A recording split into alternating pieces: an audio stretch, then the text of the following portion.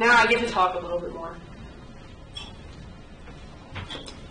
So we're going to spend time working on your presentation skills in this class. You're going to have several opportunities to present, both formally and informally. There's a good chance that I'm even going to bring in Dr. Sheets or Jesse from the Business Communications Lab to help us with our presentation skills. Okay? Because talking analytics is not the easiest thing. Okay?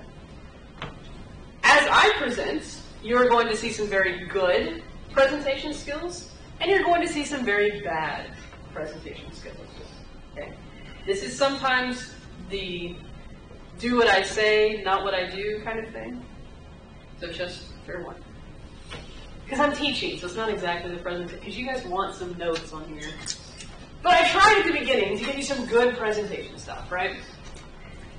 Pictures, minimal words, standing, focusing, not putting my hand in my pocket. That's my weakness. So decision support and analytics kind of goes hand in hand with business intelligence. Okay? What are we talking about? When I say business intelligence, what do you guys think of?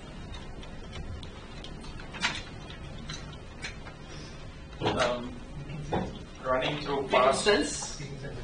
Okay, making sense of data. running through the data that we have collected based on the past performance and see where we are, Okay. and then decide how to improve, like optimizing business processes. Okay. So taking what we know, trying to make decisions for the future. I just think of like a business robot, you know, just because like intelligence. I know it's not what it means, but that's like. But I like kind of like that artificial intelligence. Yeah. Okay. He's got a business robot. It would be fun to have the business robot that knew all this stuff. Yeah. We say that. It also gets scary. It gets in the world. Next semester, it gets a little scary when that robot starts doing some stuff. So, without data, you're just another person with an opinion. Okay, so for a long time, it was the business guys and their gut feelings. That's how you were running a business. All right, but now with margins so small, because so many people can compete in almost every space, without data, you're just another person with an opinion. And I'll take that a step further. It's not just without the data, it's without analyzed and interpreted data. Right? You're just another person with an opinion. Okay, so that's what we want to do. We want to go from opinions to backed up good suggestions. So according to Davenport, this is one of the articles you guys are going to read for this week, business analytics, the extensive use of data, statistical and quantitative analysis, explanatory and predictive models, fact-based management to drive decisions and actions.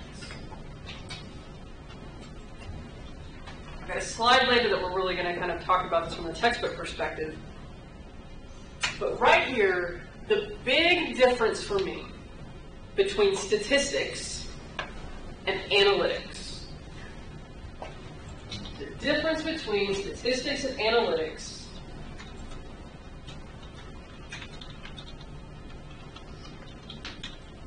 is this part right here.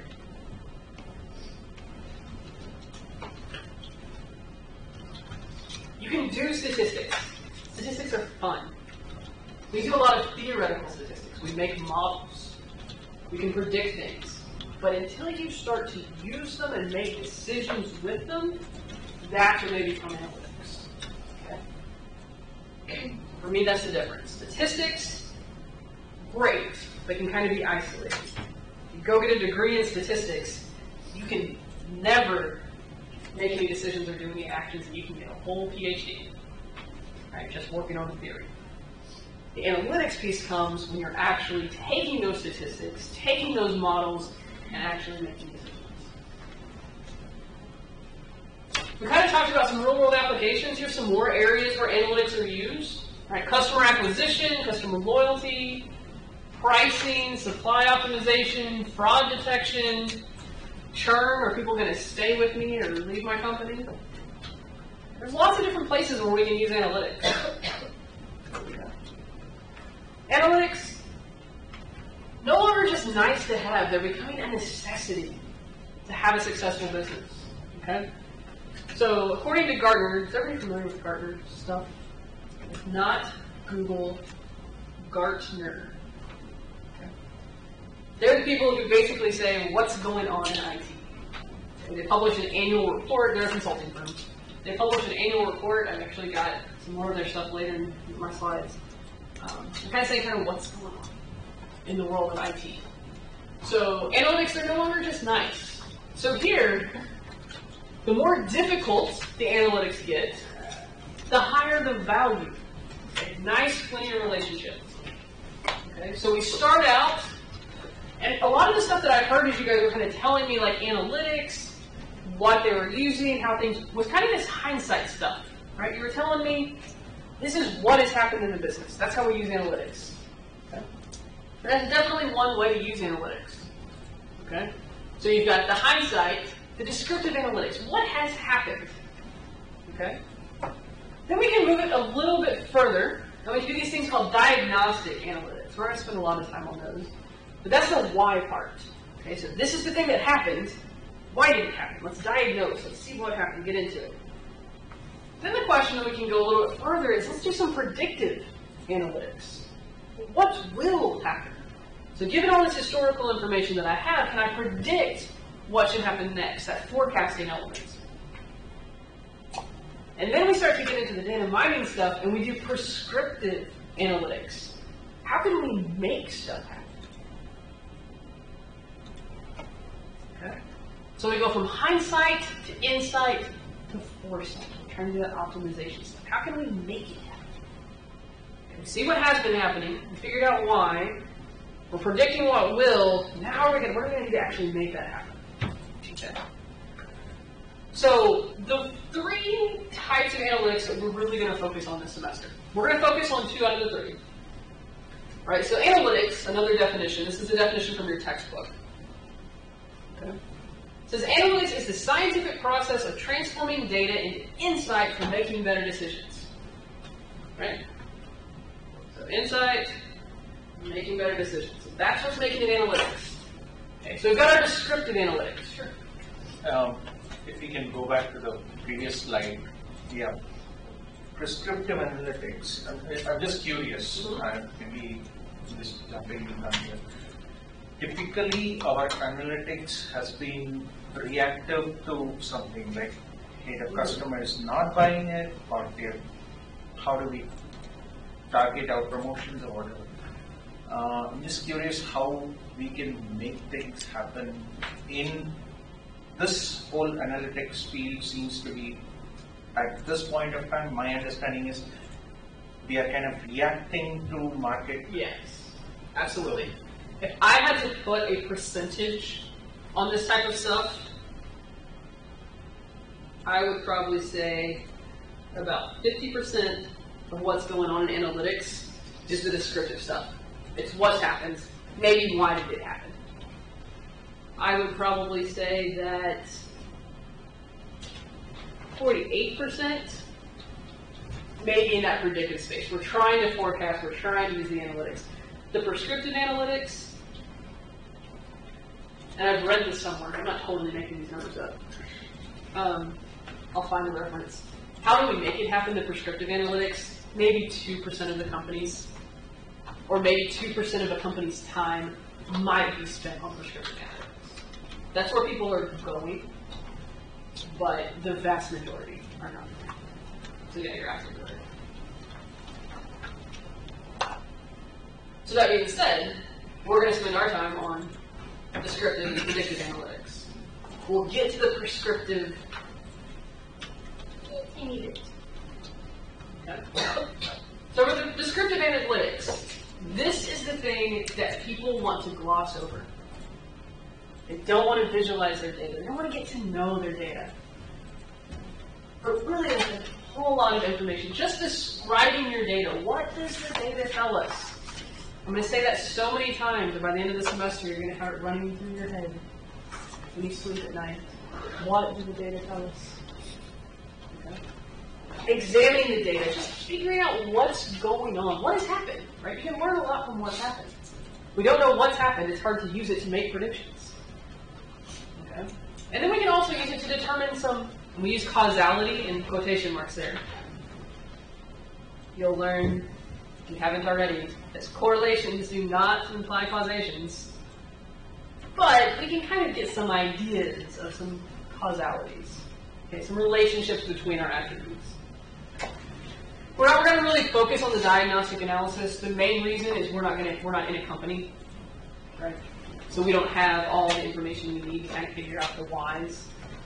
So we may do a little bit of that, but very little. The predictive analytics, we'll spend some time doing this. Okay? This is where we're starting to take that data that we have and make predictions, make forecasts about what's going to happen next, okay? Make inferences. So this is really our putting the data to work. We're going to build models, right? Which variables are related to each other? Okay? Is this a good model to use? Is this a bad model to use? Should we group people like this? Should we not? Which customer should we send coupons to? Is there a difference between this type of customer and this type of customer? Is there a difference between this product and this product? And those are the kind of questions we'll answer. The big thing is we're doing predictive analysis, and one of the things that we probably won't have a lot of, so we'll have to use our imaginations a little bit, is some domain knowledge, right? So if we're going to make a model, there can be a good statistical model, but it may not be a good practical model. Some of this we'll be able to figure out, some of this we won't.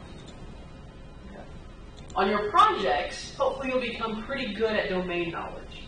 You'll start to get to know your data really well. For homework assignments, you may not know the company very well, and we'll just kind of make some good educated guesses.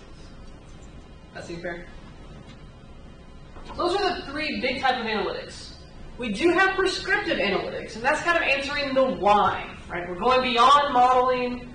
We're trying to figure out why, the what ifs. Right? So this may involve like some simulations. Right? So our predictive analytics can involve some simulations. So we create our fake customers, we run our fake customers through the simulation and see what would happen. Right? Not a lot of people are doing this. This is just kind of a different view. We have reporting, we have basic analytics, and we have advanced analytics. So this is kind of where the prescriptive excuse me, the prescriptive and the descriptive, or the predictive, are kind of in this in a different format. We start out where we have data, the information, and then we go to intelligence. Here we have the decision support. We're just helping you make decisions. So over here, we're just guiding your decisions. Okay. Here I can support your decisions because I have factual pieces of information, just basic reporting. Over here, as I'm trying to make predictions, now we just have information to support decisions. Right? Here, I can tell you exactly what happened. Here, we're still making some predictions about what we think could happen based on past events. Just kind of another visualization. How has analytics changed? Right? Historically, analytics used to be, there was the analytics person back in their cave doing their reports. They would send that to the manager way up here. Maybe the manager would do something with it, maybe they wouldn't. And then the analytics person back in the cave would do their next report. Okay? Used to be back office. Now, analytics is everywhere. We're trying to get analytics into the hands of as many front-acting people as we can. Right? If we have customer service, then we can get to our customers. If we get our analytics into the hands of our retailers, we can talk about suppliers, right? If we get analytics into the hands of our logistics guys, we can get our employees to work. We can make better promotions. The more people that are getting a response, getting their hands on these analytics, instead of it going up to the manager, and the manager deciding what to do with it, and maybe it'll trickle down. Right? Now we're trying to get everybody where they're at least analytics literate. Even if they're not the one making the analytics, they should be able to get reports and do stuff with it faster than it going up and then trickling down. Kind of how analytics has changed. Hopefully what you're here for. Right? all sorts of different users of analytics, right? We've got executives, we've got decision makers, we've got the information workers, even the line workers in a factory. If given analytics, can improve their performance. It doesn't have to be the decision makers. It doesn't have to be the big guys in suits, the big women in suits. Right? It can be the person working that assembly line that if you show them, you know what, this is happening, they can be like, oh, well, if we just tweaked this, right? People who are on the ground. Okay, so a lot of people can use analytics. How many of you are interested in becoming a data scientist? You're in a good program, you're in a good program. We'll work on you. We'll have to talk. This is not a class that's going to make you a data scientist. Okay? Not going to happen.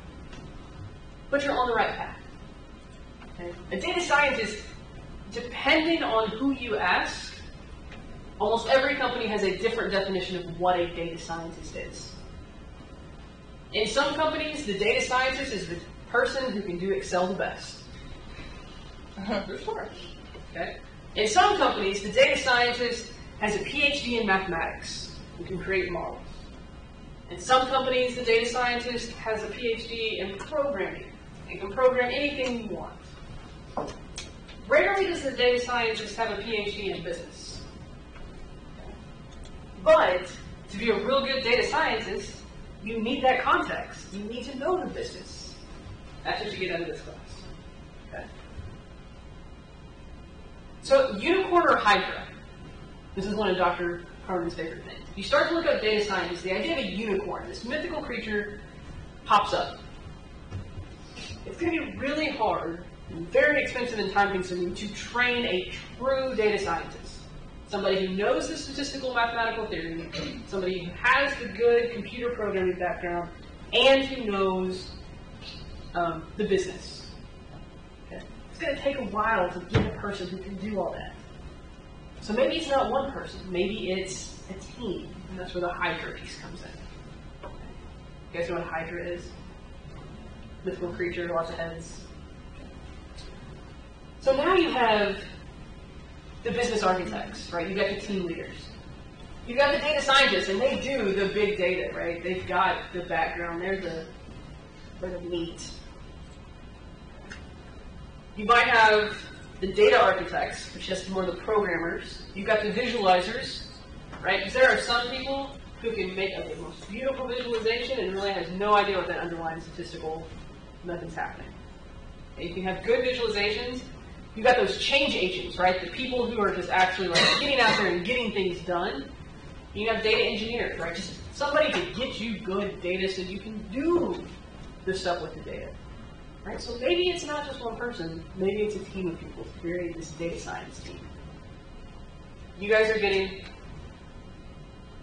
the business knowledge piece and the ability to talk to other people. That's kind of what I'm hoping for in this class. So data is the new oil. You guys heard that before? I looked it up, I tried to figure out who said it, and about 5 different people took credit for it. I'm not sure who actually said it first. I went with David, because he added a little bit more to it. So data is the new oil. We need to find it, extract it, refine it, distribute it, and then for a business, you even want to monetize it. Data is the new oil. This is what we're going to try and figure out how to do. But as we're getting all of this data, as we're trying to monetize it, we have to be careful, we have to be trustworthy. Trustworthy analytics. If you have the data, you want the data to guide your conclusions, right? We're doing decision support and analytics. We're going to be doing all these analytics to make these decisions. You're going to let the data guide your conclusions, but you have to know your data. So what I'm going to have you do for every assignment is get to know your data. Not the little textbook thing, when we write like real case studies. Get to know your data. Where the descriptive statistics come in. Make sure it's good data. Right? Garbage in, garbage out. If you don't have good data, you can make bad decisions. They may be accurate based on your model, but if you don't have the right data, yeah, that's right, that's me. So, what I left out of the syllabus was please silence your phones. I was in the role too, I was there. I don't even know who this person is. Like, it's one thing if you're like, oh, that's somebody I need to know. You gotta know your data. Not your phone numbers, but your data. You gotta know the data, you gotta know what's going on. You have to know the business. Okay? An example that I use, so I used to work over in the math department. We had all this data. We tried a couple of different initiatives. We had all this data. A company was going to help us analyze the data. And the statistician was so excited because we gave him this great, rich data set. She did this analysis, the structural equations model that normally you don't get to do. And she was so excited and she made pretty pictures. And she gave it back to my boss, and my boss looked at it for about, seriously, 5 seconds. Maybe 10. Tossed it on her desk. Was like, this is worthless. And it was because the statistician didn't know our business. In our world, I think you guys can agree with me, an A in college algebra, not the same thing as an A in Cal 1. You can't group those things together.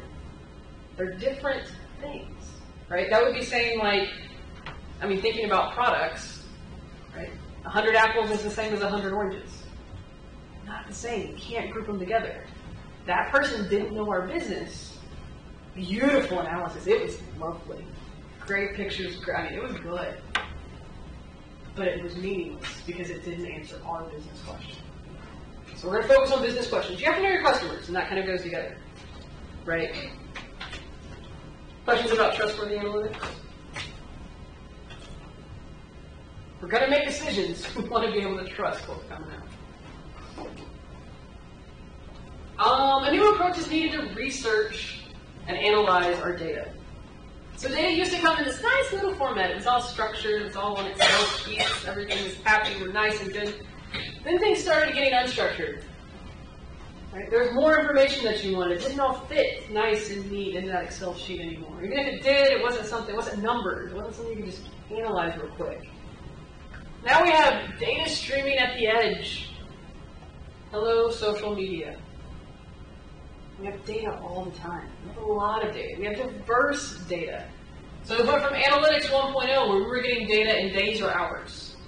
We didn't get our stores receipts until the end of the day. And then we can analyze them. Then we got in this unstructured data. Now we're getting data in hours. We're getting it in minutes. We're getting it in seconds. It's right there. Now we're over here in social media. Seconds, milliseconds, right? A post goes up, and somebody can reply to that post faster than, it just depends on who hits send faster. Right? We're getting data fast. We're getting large amounts of data. You're going to talk about big data in other classes. I'm not going to delve into it a lot here. Freebie. One of your questions, however, on your quiz is about big data. Section in your book on big data. Read it. Look at the freebie right there. This question, big data. Right? There's a few characteristics that we would consider what makes something big data. Right? It's not just the size. There's some other things. They start with the letter V. I can't give you any more than that. So, but with Starbucks, right? Starbucks uses their data, and they use their data well, and they analyze their data quickly. They're following social media. They were tracking the taste concerns of a new product. What they found out was the taste was fine, but the price was too high. By mid-afternoon, they changed the price. Stuff like this happens on Black Friday. A local large retailer has a war room. They keep track of things. So as Black Friday opened on the East Coast, they started noticing that one particular item, it was a very large TV, was selling out faster than it should have. Right, you knew it was going to go fast, but it was faster than it should have. Come to find out, instead of selling for $500, they inadvertently put the price at $50. Wouldn't you buy the big TV for $50? But they're tracking this. They're seeing this pattern. They're seeing something's going funny. By the time stores were opening on the West Coast, the price was set at $500, what was supposed to be. They're tracking. They're figuring out what's going on. The analytics is happening real time, real fast. It's a great time to be in analytics. Oh, look. Remember I said there were these big data: volume, variety, velocity. This one's the fourth one. But the top three: volume, variety, and velocity, are kind of what makes up big data. You got a lot of it. Comes in a lot of different forms. That's coming in fast.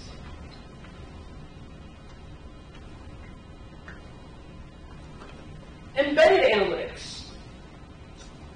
How are we getting all this data? How are we getting it fast? Again, courtesy of one of our friends up the road. Inventory visibility, keeping track of your inventory. As you're scanning, you know what's happening. You know when those TVs flew off the shelves faster than they should have. You can work with your partners, right, in your logistics.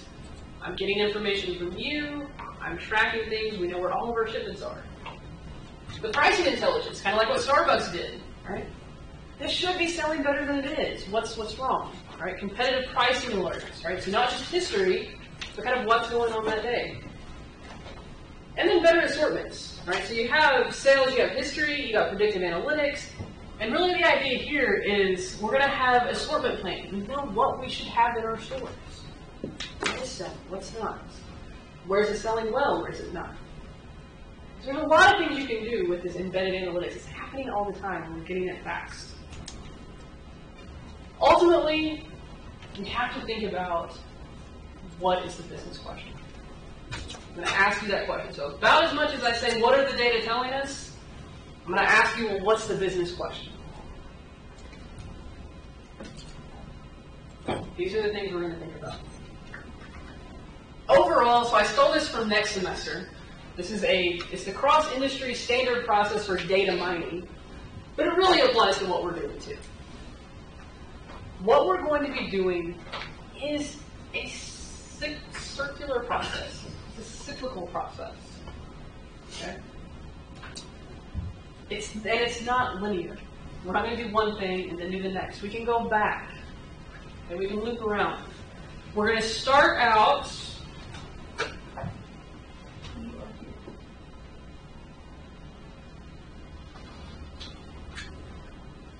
You're going to start there. Okay, your business, your research understanding phase. We don't understand our business question, then we shouldn't even start doing the analytics. Okay? It's going to take us down, unless we just want to do it for fun. That wastes time, that wastes money. That's not what we want to do. So you start with your business research and understanding. With that, then we have to do our data understanding phase. Do we have the data to answer our business question? If we don't have the right data, let's not go down a path trying to create a model and things like that, just to find out, oh wait, now we need to go back and ask for different data. So make sure we have the data, we understand the data that we have. Once we have the data, then we prepare the data. We're not going to focus a lot on the data preparation, but we will to some extent. And most of the time, we'll have some fairly clean data sets, but not always. So we want to make sure that the data is prepared correctly. Okay? That we can use it to get the analysis that we need. Then we can model. And here, model, hypothesis, test. So here's the statistics piece. So the modeling phase, this is where the statistics come in.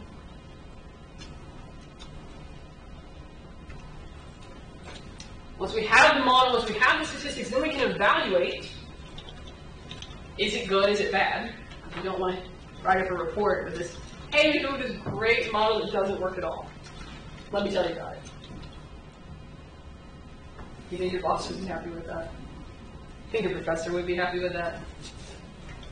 I would be more happy than your boss would. If you have your evaluation phase, and then we have the deployment phase. We've done all this work, I can't just keep it to myself. I've got to share it. Okay, so whether that is the form of just a report, or whether that's a form of implementing the model and then collecting more data, you have to do something with it. You got to get it out there. You got to make the decisions. That's what makes it analytic.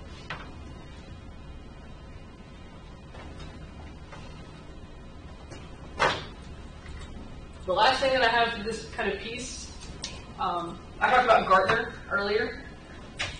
One of the things they love to do is come up with top 10 lists. And the top 10 technology trends for 2018, AI foundations, intelligent apps and analytics, intelligent things, right? IoT, the Internet of Things, the intelligent things, right? My phone, smarter than I am sometimes.